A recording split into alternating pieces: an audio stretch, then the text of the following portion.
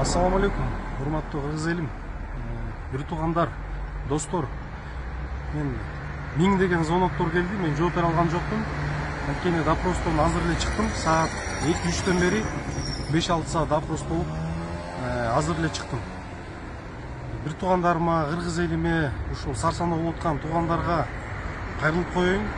Абалым жакшы, баары сиздерди түшүнтүп Сарсанда болуп атканыңыздарга мен терең ыраазычылык билдирем. Ушул покушениянын аягына мен азыркы бийлик мен чыгарат деп мен ойлойм. Себеби мен бирден бир түз мен ушуну жетим тоого байланыштырам. Ушул жетим тоо маселесин көтөрүп баштагандан бери, коррупциялык схемалардын беттерин ачып баштагандан бери мага ушундай кысымдар болуп, ГКМБ расследование кылып, артыбыздан косяк издеп, менин өзүмө илинчек издеп эчтеке табышпай, бизнесиме айыл чарба министринин указы менен, тапшырмасы менен келип, бизнесиме кысымдар болду. Канчалаган видео обращенияларды кылсам, генеральный прокуратура бирөөсүнө дагы реакция кылып койгон жок. Министр айыл чарбасына коррупцион схемалардын бетин ачсам, эмгичекте бирөөсүн дагы мыйзам чегинде жоопко тартып, эметелек элек да, жумуштан ала элек, мен отстранить от занимаемой должности во время расследования деп мен Сегиз Бишкек боюнча, айыл чарба министри боюнча жана башка жетим тоого байланыштуу чиновниктерди мен айткам. Бирок өзүңүздөр көрдүңүздөр. Менин оюмча ким кылса дагы ошол мыйзам алдында жооп бериш керек. Жанагы айрым адамдар мага айтып атат, өзүнө өзү уюштуруп койду деген дагы акмактар болуп атат. Акмактар, ойноп сүйлөсөңөр да ойлоп сүйлөгүлө. Мен боевой гранатаны өзүмдүн машинеме байлап, ага мен өзүмдүн кызымды, 6 жаштагы кызымды салып алып, Кара Балта Бишкек жолунда жүрүп, эйин эркин ары бери ошентип жүрөт билем. Мен өзүмдүн жашоомду, өмүрүмдү, водителимдикин, бир туугандарымдыкын, бухгалтеримдикин, жана тигил өзүмдүн кызымдыкын рисковать этемби? Эртеден баштап 9дан бери мен ушул машинени ары бери айдап жүрдүм. Анан ар кандай оюн кылып, күнөөнү моюнга алгандын ордуна ар кандай пикир кылганыңарды токтоткула. Кудай деген бар, бир күнү болбосо бир күнү сөзсүз жазаңарды аласыңар.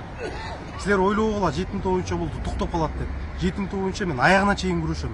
Силер менин эркинимди, менин жашоомду, өмүрүмдү алып коюшуңар мүмкүн, бирок менин духумду, Аллахым берген колдоону силер ала албайсыңар. Кыргыз эли мына көрүп атат, эли журтум. Эгер таза болсоңор, срочно жанагы мен коррупционный элементтерди айтканым боюнча отстранить всех от занимаемой должности. Таза, справедливый расследование өтсүн.